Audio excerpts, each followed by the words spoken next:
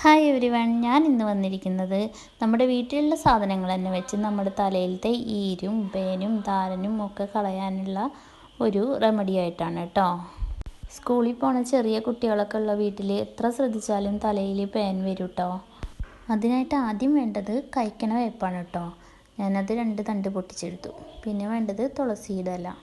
തുളസിയില തലയോട്ടിയിലുള്ള ചൊറിച്ചിലിന് വളരെ നല്ലതാണ് കേട്ടോ. നമ്മൾ ഈ ചെറിയ കുട്ടികളുടെ തലയിൽ പേനൊക്കെ വരുമ്പോൾ നമ്മൾ മെഡിക്കൽ ഷോപ്പിൽ നിന്ന് മരുന്നൊക്കെ വാങ്ങിച്ച് തേക്കുകയല്ലേ ചെയ്യുക. അതൊക്കെ അവരുടെ കണ്ണിൽ പോയാലും പിന്നെ അതിൻ്റെ സ്മെല്ലൊക്കെ അടിക്കുമ്പോൾ അവർക്ക് നല്ല ഇറിറ്റേഷൻ ഉണ്ടാവും കേട്ടോ. അപ്പോൾ അതിനേക്കാൾ നല്ലത് നമ്മൾ നാടൻ രീതി നോക്കുന്നതാണ്. പിന്നെ അതിനായിട്ട് ഞാനൊരു കഷ്ണം ഇഞ്ചിയും പിന്നെ ഒരു 10 വെളുത്തുള്ളിയും കൂടിയും എടുത്തിട്ടുണ്ട് കേട്ടോ. ഇതെല്ലാം കഴുകിയെടുത്തതിന് ശേഷം ഒരു ഇടിക്കണ കല്ലുണ്ടല്ലോ, അതെടുത്തിട്ട് നമുക്ക് ഇഞ്ചി ചെറിയ കഷ്ണങ്ങളായിട്ട് അതിൽ അരിഞ്ഞിട്ട് കൊടുക്കാം കേട്ടോ. ചതയ്ക്കാൻ എളുപ്പത്തിന് വേണ്ടിയിട്ടാണ് കേട്ടോ അരിഞ്ഞിട്ട് കൊടുക്കണേ. ബാക്ടീരിയകളെ നശിപ്പിക്കാനുള്ള കഴിവ് ഇഞ്ചിക്ക് നല്ലോണം ഉള്ളതുകൊണ്ട് തലയിലെ പേനുകളെ നശിപ്പിക്കാൻ ഇഞ്ചി നീരിന് നല്ല കഴിവുണ്ടാവും കേട്ടോ. അപ്പം ഞാനിതൊക്കെ അരിഞ്ഞിട്ടിട്ട് നല്ലോണം ചതച്ച് കൊടുത്തു.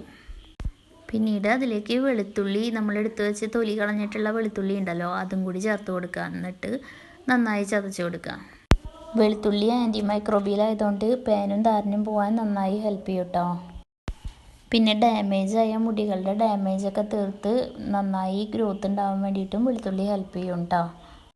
ഇത് നന്നായി ചതച്ചെടുത്തിട്ട് ഇങ്ങനെ മറിച്ചിട്ട് കൊടുത്തിട്ട് ചതയ്ക്കണം കേട്ടോ. എന്നാലേ എല്ലാ ഭാഗത്തും നന്നായി ചതഞ്ഞ് കിട്ടുള്ളൂ. ഇതിൻ്റെ നീരെടുക്കാൻ പാകത്തിന് നന്നായി ചതച്ച് കൊടുക്കണം.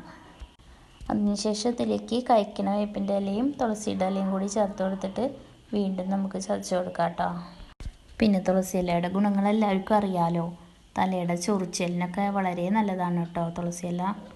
ഇത് തേക്കുമ്പോൾ തലനീരിറക്കം ഉണ്ടാവുമെന്ന് പേടിക്കേണ്ട, തുളസി ഇല ഉള്ളതുകൊണ്ട് നീരിറങ്ങില്ല കേട്ടോ. പിന്നെ തുളസി ഇല ഡ്രൈ സ്കാൽപ്പിന് വളരെ നല്ലതാണ് കേട്ടോ. അതുകൊണ്ട് തന്നെ താരനും ഡ്രൈ സ്കാൽപ്പ് ആകുമ്പോഴാണല്ലോ താരൻ നിറച്ചുണ്ടാവുക. താരനും വളരെ നല്ലതാണ് തുളസി ഇല ഉപയോഗിച്ചാൽ. പിന്നെ നമ്മുടെ കഴിക്കുന്ന വേപ്പിൻ്റെ ഇല, അതിന് ആര്യവേപ്പില എന്നാണ് കേട്ടോ ശരിക്കും പറയുക. അതിൽ ധാരാളം മോയ്സ്ചർ കണ്ടൻറ്റ് അടങ്ങിയിട്ടുണ്ട് കേട്ടോ. അപ്പോൾ അത് നമ്മുടെ സ്കാൽപ്പിലെ ചൊറിച്ചിലകറ്റാൻ ഹെൽപ്പ് ചെയ്യും കേട്ടോ. എന്നിട്ട് ഇതെല്ലാം നന്നായി പേസ്റ്റ് പരുവത്തിൽ ചതച്ചെടുത്തതിന് ശേഷം നമുക്ക് അരിച്ചെടുക്കാം കേട്ടോ. ഒരു അരിപ്പ വെച്ച് അരിച്ചെടുത്താലും മതി. ഞാനിവിടെ ഒരു വെള്ള തുണിയിലേക്ക് ഇട്ടിട്ട് അത് നന്നായി പിഴിഞ്ഞെടുക്കുകയാണ് ചെയ്യണത് കേട്ടോ. ഇങ്ങനെയാകുമ്പോൾ നമുക്ക് ഞെക്കി പിഴിഞ്ഞ് അതിൻ്റെ എല്ലാ നീരും എടുക്കാൻ സാധിക്കുമല്ലോ, പെട്ടെന്ന് കഴിയും അരിക്കൽ. പിന്നെ ഇതിലേക്ക് വേണമെങ്കിൽ നമ്മൾ തലയിൽ തേക്കണ എണ്ണ ഏതാണോ ആ എണ്ണ 2 തുള്ളി ഒറ്റിച്ച് കൊടുക്കാം കേട്ടോ. അല്ലെങ്കിൽ ഹെയർ ഓയിൽ നമ്മുടെ തലയിൽ തേച്ചതിന് ശേഷം ഇത് തേച്ച് കൊടുത്താലും മതി കേട്ടോ. ഇത് ഒരു രാത്രി മുഴുവൻ തലയിൽ തേച്ച് കിടന്നാലും അത്രയും നല്ലതാണ് കേട്ടോ.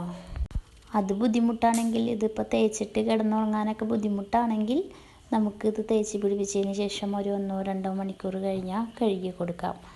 ഇത് ഞാൻ തലയിൽ എങ്ങനെയാണ് അപ്ലൈ ചെയ്യാമെന്ന് വെച്ചാൽ, ഒരു കോട്ടൺ തുണി എടുത്തിട്ട് തലമുടി 2 ഭാഗത്തേക്കും ആക്കി കൊടുത്തതിന് ശേഷം സ്കാൽപ്പിൽ ഇങ്ങനെ തേച്ച് പിടിപ്പിക്കുക കേട്ടോ.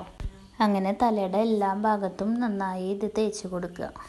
ഞാനിത് ട്രൈ ചെയ്ത് നോക്കി റിസൾട്ട് കിട്ടിയിട്ടുള്ള ഒരു റെമഡിയാണ് കേട്ടോ. അത് തീർച്ചയായിട്ടും ട്രൈ ചെയ്ത് നോക്കിക്കോളൂ.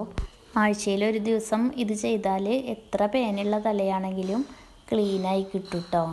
അപ്പോൾ കുട്ടികൾക്ക് സ്കൂളില്ലാത്ത സൺഡേ ദിവസങ്ങളിൽ ട്രൈ ചെയ്ത് നോക്കിയാൽ മതി. അപ്പോൾ ഞാൻ അടുത്ത വീഡിയോ ആയിട്ട് വീണ്ടും വരാം. ബൈ.